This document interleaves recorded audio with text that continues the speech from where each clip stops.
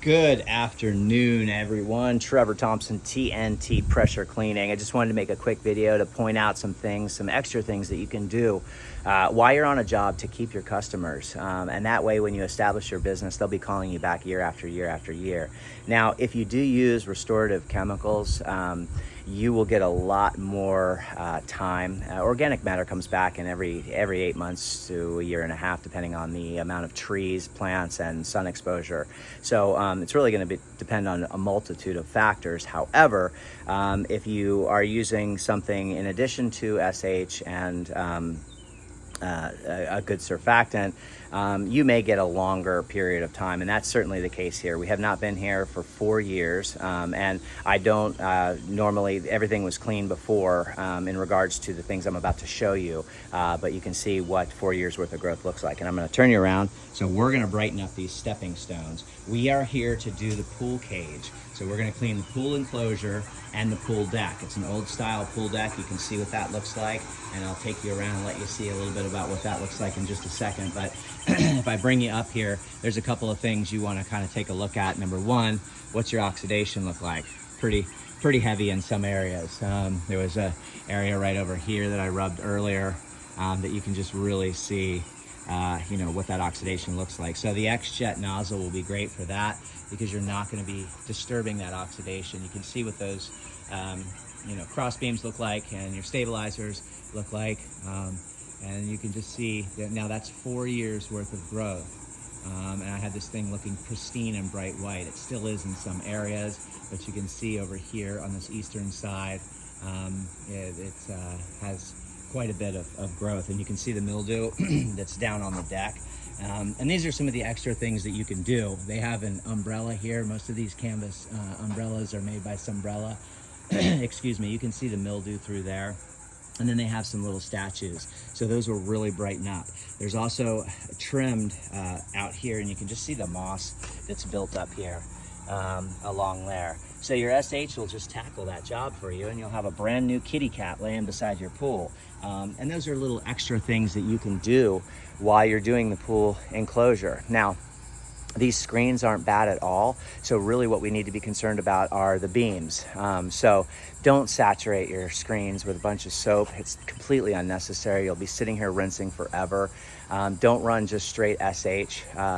I'm not going to tell you what to run because that's not the purpose of these videos. You're going to have to experiment with solutions that work for you and the surface that you're cleaning.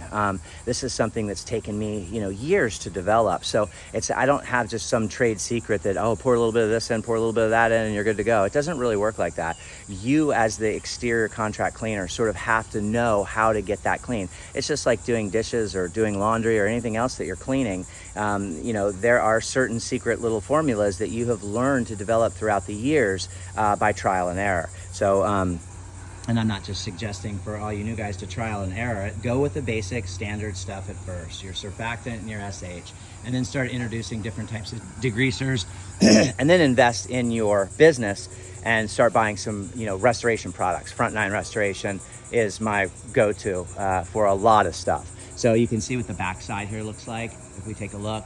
And this would be the north-facing beams, and that's why you're getting such a collective because of the lack of sun exposure here.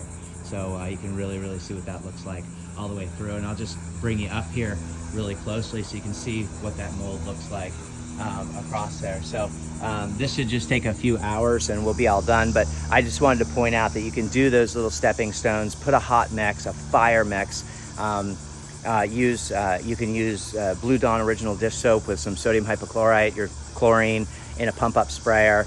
Make sure the grass is wet. Make sure there isn't grass that you want to destroy. In this case, it's dirt. So if I take you around here, this I would have to be really careful of a fire mix because I'm going to leave a burn mark right there. But this right here doesn't really matter because that fire mix can drip right onto this concrete and it's no big deal. There's no grass here but weeds. So it's not really that big of a deal. So a fire mix will eat up all that moss. And when I say fire mix, I'm saying straight SH out of a pump-up sprayer with some Blue Dawn Original Dish Soap. Why not? Perfect, inexpensive, and it'll make those planter trims look absolutely beautiful.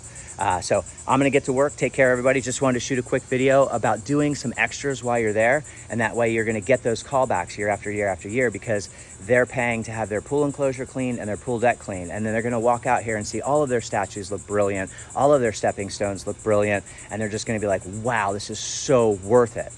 Don't be the $99 guy out there, and don't mislead people by placing ads saying that you're going to be washing houses, you know, for that inexpensive of a price, and then get there and say, well, I've got a $250 minimum. I mean, you do whatever you want to do, but I'm a homeowner, and I wouldn't want to be misled like that and get all excited and make the call because you're going to come wash my house for $199, and then you don't come through with that.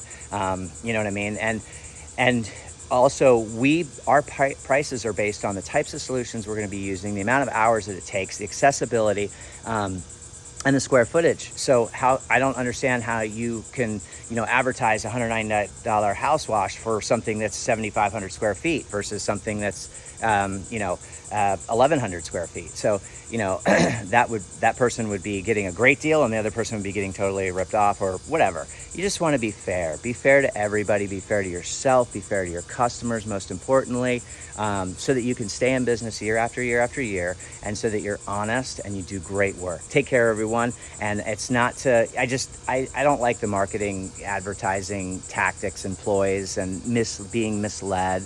You know what I mean? My mom just had that happen with a tree trimming service that said that they were going to do, you know, this amount of trees for this price, and then they got there and it was, you know, almost 4 times what they had said. And, you know, of course they're already there, and she feels bad, so she goes ahead and pays for the service, but she's not happy, and she won't be calling them back again. And that's what you want to be careful of.